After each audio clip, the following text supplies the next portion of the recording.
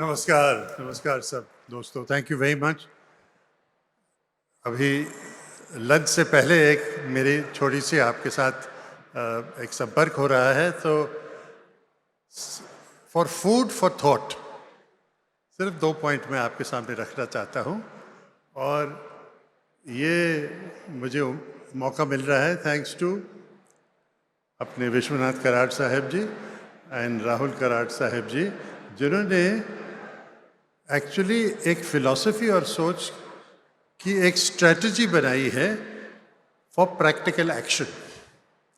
अब आप भी जो हैं हमारे देश के फ्यूचर तो हैं, और कई लोग आपको कहते हैं you are the future of India, तो आपके दिमाग में ये होगा we are the future of India, but how, कैसे? तो उसके लिए मैं आपको सिर्फ 2 छोटे से सुझाव देना चाहूँगा।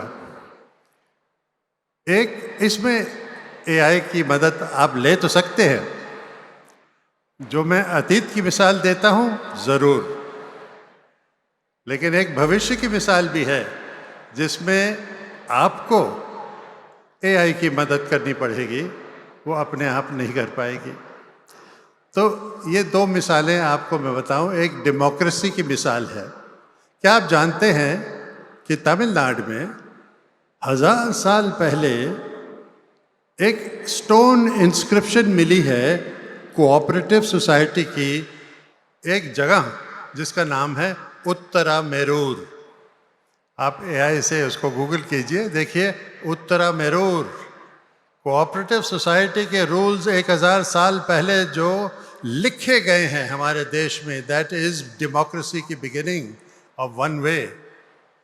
आप जानते हैं कि उसमें रूल्स सिर्फ कोऑपरेटिव सोसाइटी के हैं, लेकिन कितने मजबूत हैं।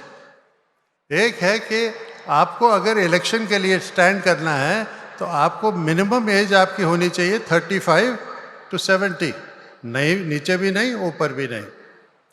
दूसरा रूल आपका है कि कुछ तो आपके पास एक प्रॉपर्टी होनी चाहिए।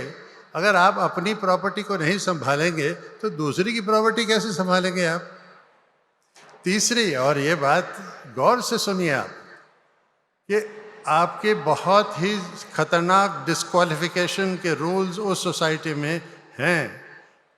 जैसे कि अगर आपने, ऑफ कोर्स समझ लीजिए, मर्डर किया, लेकिन अगर आपने झूठ भी बोला, आपने कुछ इलीगल काम किया, बाकी जो भी होते हैं अपने जो हैं, you are doing something which is illegal and unlawful, तो सिर्फ आप ही नहीं डिस्क्वालीफाई होते हैं, आपके साथ आपके जितने परिवार के लोग हैं 7 पुश्तों के लिए डिस्क्वालीफाई हो जाएंगे। अब आप देखिए कि आज की डेमोक्रेसी में आप किस तरह से ये रूल्स को अप्लाई करना चाहते हैं, सोचना चाहते हैं। आप युवा पीढ़ी हैं, and you are going to be the future of India in deciding what are democracy is going to be like. So reflect on this also. अब भविष्य की बात, जो मेरी दूसरी बात थी जिसमें मैं ख़त्म करता हूँ, ये आपके संकल्प के लिए है। और ये एक कविता है मशहूर पोएट जावेद अख्तर साहब की, शायद आपने सुनी हो, पढ़ी हो। उसका नाम है जिंदा हो तुम, जिंदा हो तुम, दिलों में तुम अपनी बेताबियां लेके चल रहे हो तो जिंदा हो तुम, नजर में ख्वाबों की बिजलियां लेके चल रहे हो, ख्वाबों की बिजलियां लेके चल रहे हो तो जिंदा हो तुम, हवा के झोंकों के जैसे आजाद रहना सीखो, हवा के झोंकों के जैसे आजाद रहना सीखो, तुमको दरिया की तरह लहरों में बहना सीखो,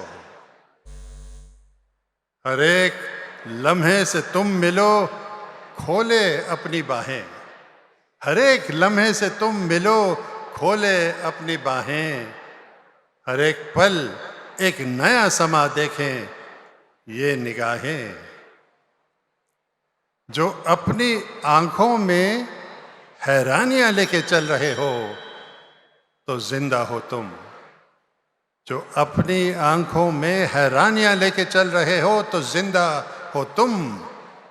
दिलों में तुम अपनी बेताबियां लेके चल रहे हो तो जिंदा हो तुम। नमस्कार।